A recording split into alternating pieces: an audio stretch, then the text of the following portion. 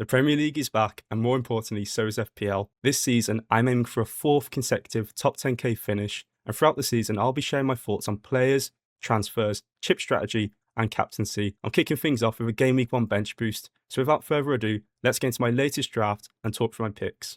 Starting with the goalkeepers, I'm going to be going with Roofs and Verbruggen as my partnership. Now don't forget, I am bench boosting in Gameweek 1, so both goalkeepers are important to me here. Roofs is away at newly promoted Ipswich, so a good fixture on paper, and while Verbruggen is at home to Villa, and Villa have been traditionally a harder fixture, they have been heavily depleted over the summer, so I think it's a better fixture than what it suggests on paper for Brighton. Both goalkeepers have routes to save points as well, so in case they do concede, there is at least a caveat there that they might get some points for saves. I had been considering David Raya for Arsenal, but I think I can save $1 million here and reinvest that elsewhere in the squad, as I'll show you in a minute. Now, just looking at ownership as well, Roots is only owned by 4.7% of managers, so if Sunderland can keep a clean sheet in Gameweek 1, that's some really good differential points I can get on the board nice and early. Now, Verbruggen is owned by 20% of managers, so it's a bit higher than Roots, but if Brighton can keep a clean sheet, it just provides me some protection against other routes to points that could potentially harm my team.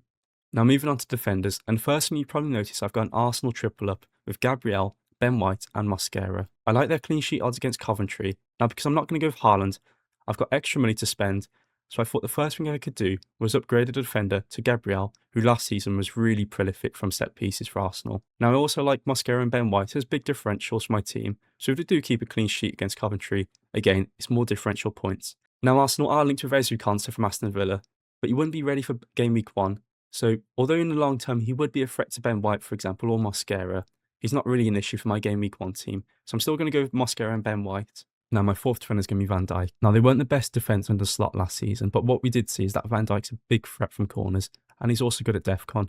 So while I do expect some defensive improvement under Areola, Van Dijk I expect will still continue to be that big threat from corners and still rake up that DEFCON. Now, Newcastle and Forest in the first two game weeks are good fixtures on paper, particularly Newcastle, new manager, new players. We're not really too sure what to expect from them. Now, Van Dijk is 6.5 million, so he's relatively expensive. So if you did want a cheaper player, there are alternatives there, but because I've got a bit of spare money, I thought Van Dijk was a good player I could pick. Now, my fifth defender is going to be Harry Maguire, only owned by 13% of managers, so a good differential, and 5 million, so relatively cheap as well. Manchester United got Hull and Ipswich in the first two game weeks, so good clean sheet odds, and what we've seen in pre-season is that Harry Maguire is a good focal point on corners, particularly against AC Milan as we saw. Now, I appreciate probably some of you are watching thinking, well, why not going with Calafiori? The reason being, he's just in the Community Shield. Although he got that goal, he got subbed off before that 60th minute. And if that was happening in Game Week 1 or Game Week 2, obviously doesn't get the clean sheet points. And we don't really expect Calafiori, although he's got good attacking data, to be getting a goal every game week. I just think because they've got Nkape, and he could feasibly also start or come on for Calafiori, it's just not worth that risk, and I think it's just something I'll be avoiding. Now, moving into midfield, the first pick I've got is Bruno Fernandes against Hull. He's only owned by 49% of managers, so he's obviously quite well owned, but for a captain, there's differential potential here. Against Hull, who had the worst expected goals conceded in the Championship last season, I think Bruno Fernandes could go big. Now, he's got corners, free kicks, and penalties, so he's basically everything you could possibly want from an expensive midfielder. I'm going to complement Bruno Fernandes with Mbeumo as well. I think Mbeumo will start up front for Manchester United in Game Week 1 and 2, with Šeško only having returned to first team training this week. In his first season for Manchester United, Mbeumo got 11 goals and 3 assists, and I think these numbers will increase again this season. Hull and Ipswich in the first two game weeks, there's not really much more that you could possibly want. Okay, my next two midfielders are going to be two Liverpool midfielders, Szoboszlai and Wirtz. Now, starting with Szoboszlai, last season, he was on penalties when Salah wasn't playing, free kicks and corners. And obviously, because Salah's not here this season, we do expect he'll assume some penalty share. Now, I'll just caveat this by saying that Alexander Isak will likely always be starting, and I expect him to be the main penalty taker, but I don't expect Isak to be a 90-minute player. I expect him probably to be getting 70 minutes, so in that final 20 minutes, when he's gone off, we could expect Szoboszlai to be assuming a penalty role. Now, as I said as well, corners and free kicks, it's just routes to points. He's not fantastic at DEFCON, and last season these numbers were a little bit conflicted because he was playing at right back as well. He's also only 7 million as well, so he's really cheap for what he offers, particularly when you compare him against other midfielders like a Foden, for example, or a Semenyo, who's a little bit more expensive. Now, Wirtz didn't set the Premier League alight last season, but I think under Areola, and particularly in that 10 position, I think we can expect more returns from him. Newcastle and Forest in the first two game weeks are good fixtures on paper, so I definitely do back Wirtz. Now, at 7.5 million, he is one of those midfielders you could swap out for a cheaper alternative. Phil Foden, for example, who's 7 million. Now, Doku's been ruled out for the first few game weeks, so Phil Foden will be nailed in that Manchester City side. And with Bournemouth and Crystal Palace in the first two game weeks, They're not particularly bad fixtures either, so maybe consider Phil Foden if you don't necessarily want to go thirds. And my final midfielder is going to be Enzo Lefebvre of Sunderland. Corners, free kicks, and penalties, so plenty of routes to points. And he's only owned by 11% of managers, so a big differential, particularly when they've got Ipswich and Fulham in the first 2 game weeks. Now, the reason I keep speaking about these first 2 game weeks as well is because I intend to wildcard in game week 3. Arsenal, Man United, and Sunderland's fixtures all take a bit of a downturn. So in game week 3, I intend on taking these players out and bringing in a new set of players based on those first 2 game weeks of data, but also the new fixtures swings that happen. So moving on to the forward line, my 3 picks are going to be João Pedro, Calvert-Lewin and Brobbey. Now starting with João Pedro, owned by 61% of managers, so he's a massive threat to my rank. In pre-season, he's been in great form, so I definitely think he's well prepared to start game week 1. Now Calvert-Lewin's another forward who's been in good form pre-season. He scored lots of goals for Leeds last season, and he's on penalties. And as long as he's fit, I'll definitely be choosing my game week 1 side. Now Forest and Brentford, first 2 fixtures for Leeds, so they're not particularly amazing, but I think Calvert-Lewin at 6 million is one of the better budget options you can pick this season.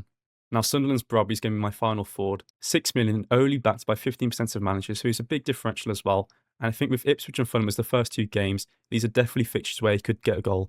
Now he had a good World Cup with Netherlands as well, and last season he scored 7 goals for the newly promoted side, so I definitely think he's someone to be considering.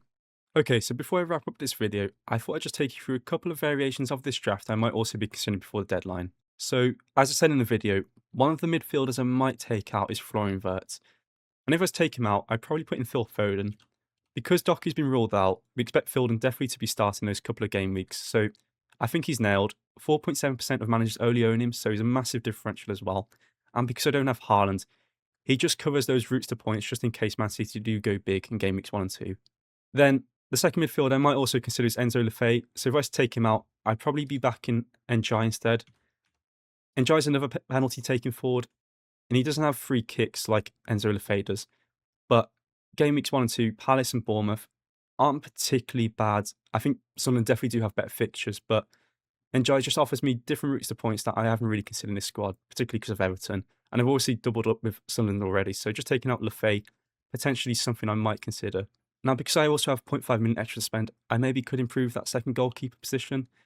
If I was to do that, I'd probably be looking at someone like Sanchez, for example, double up on him with João Pedro, or I could be considering Sells, for example.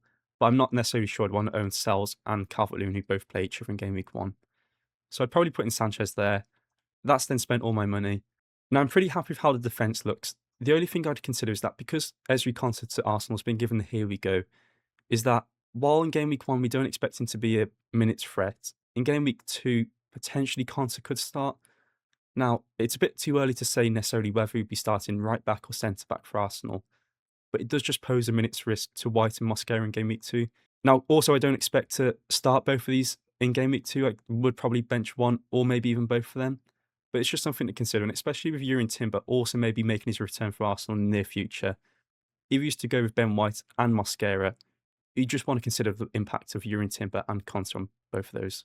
Okay, so that's how I'm set up for game week 1 with the bench boost. Now, let me know what you think in the comments below. Let me know what things you're going to be doing with your squad and who you're going to be captaining. And yeah, hopefully we all have a bit of good luck this season. Hopefully we can smash it. Like and subscribe if you enjoyed the video, and I'll see you in the next one.